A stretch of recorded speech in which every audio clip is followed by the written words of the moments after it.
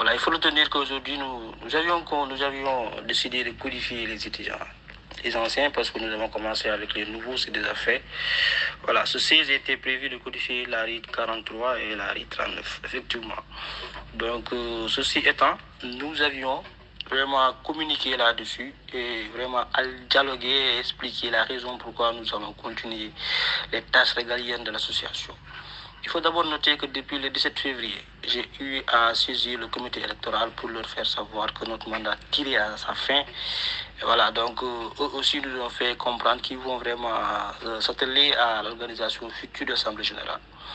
Mais depuis lors, voilà, il y a vraiment des non-étudiants, en l'occurrence Mokhtar Ba, qui n'est même pas régulièrement inscrit dans une université et qui n'a pas codifié, qui n'a jamais codifié enfin, dans les immeubles, même si on le laisse rester. Il ne faudra pas vraiment que l'opinion soit manipulée par ces étudiants-là.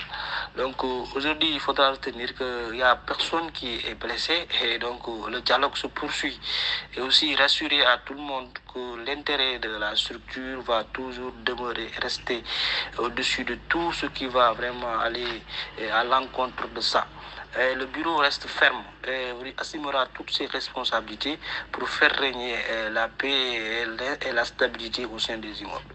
Ceci étant, l'AG, ça c'est inéluctable, il y aura une assemblée générale. Mais à ce jour, nous ne laisserons pas des non-étudiants, c'est-à-dire des étudiants aujourd'hui qui se disent étudiants, qui ne fréquentent aucune école au sein des immeubles, rester.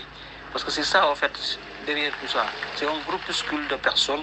Aujourd'hui, d'autres, ils sont en master 2, d'autres, ils ont cartouché et ils n'ont plus la possibilité de résider dans les immeubles et qui sont en train d'embobiner certains pour qu'il n'y ait pas de codification. Parce que les nouveaux, on les a codifiés sans vraiment de problème. Aujourd'hui, ces anciens-là, ils savent que si on applique les règles, ils vont tous sortir.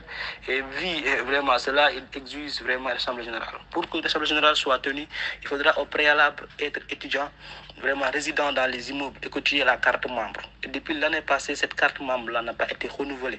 Et pour qu'elle soit renouvelée, il faudra une codification. Donc, quand vous codifiez au sein des immeubles, on vous délivre la carte de membre qui vous permettra d'accéder au niveau de la salle lors de l'Assemblée générale. Donc, ceci étant, on ne peut pas aller en nager dans ces conditions-là. Le comité nous a rencontrés, ils nous ont demandé de poursuivre les codifications. Et lorsque nous terminerons les codifications, on va les présenter, les registres de codification à partir desquels ils vont se baser lors de l'Assemblée générale. Tout étudiant qui ne figurera pas dans vraiment le registre des codifications n'entrera pas à la salle, là où se tenira l'Assemblée générale. Donc voilà, vu tous ces manigances-là, vu tout vraiment ce qu'ils veulent vraiment ne pas codifier parce qu'ils savent ils ne sont plus éligibles au sein de la structure pour être membres du bureau et aussi ils savent qu'ils ne pourront plus aussi loger au sein des immeubles. C'est pour cela aujourd'hui nous en tant que bureau on ne va pas se laisser faire. On ne va pas vraiment se laisser faire. Ça, l'ARCA, c'est vraiment quelque chose de sacré, une institution aujourd'hui qui nous a été léguée par nos anciens membres de Sissoko, du CAO et Mpapesba, vraiment des gens qui se sont battus pour que cette structure-là puisse fonctionner et puisse continuer à accueillir les étudiants qui viennent de la région de Kédougou, ici à Dakar. Et il faudra aussi préciser qu'ils n'ont pas en face d'un bureau qui ne veulent pas aller en Assemblée générale. Donc je vous ai dit, depuis février, on a saisi le comité électoral. Il faut rappeler qu'aujourd'hui, nous avons vraiment un projet que tout le monde sait, c'est-à-dire l'acquisition de la parcelle. Cette chose est en phase finale et en phase terminale. Donc aujourd'hui, nous attendons juste les certificats d'hérédité des propriétaires de la parcelle pour qu'on passe à l'achat définitif de cette parcelle-là. Ça aussi, c'est une chose qu'il faudra que les gens n'oublient pas et ne laissent pas de côté.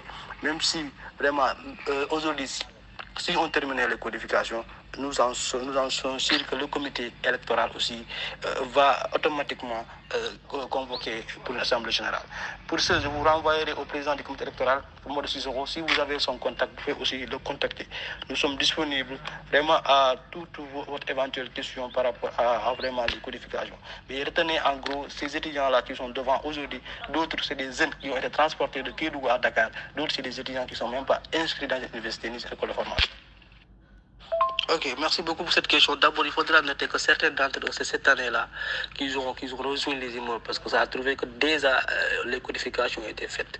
Vous savez, aujourd'hui, quand vous codifiez un étudiant, il peut aussi héberger certains sans que le bureau le cherche. parce qu'il faut savoir qu'il y a 3 immeubles au niveau de Dakar. Donc on ne peut pas sonner nuit et jour pour voir qui ne dort pas, qui dort ici, parce que c'est la nuit que les gens reviennent pour vraiment passer la nuit. Je pense que ça aussi c'est une précision de taille. L'autre, en question Maktarba. Maktarba, l'année passée, il n'a pas codifié au niveau de la zone, parce que c'est là-bas qu'il résidait. À chaque fois qu'on partait, il nous disait que demain il va rentrer à Kédougou, il est là pour 2 mois, il est là pour 3 mois. Et il faisait poireauter le bureau toute l'année. Des fois, si on partait là-bas, c'était la nuit, il n'était pas là. Donc c'est comme ça qu'il a continué vraiment à être dans les immeubles. Et on s'est dit qu'entre frères, c'est pas la peine d'utiliser certaines forces pour vraiment extirper quelqu'un des immeubles vraiment de Kédougou. Mais ceci étant, cette année, nous avons vraiment, nous sommes confrontés à un problème de place, parce que nous avons enregistré 231 nouveaux bacheliers cette année. Donc ces nouveaux bacheliers-là, il faudra qu'avant de les codifier, on a fait vraiment beaucoup de tractations pour qu'on ait de la place au sein des immeubles.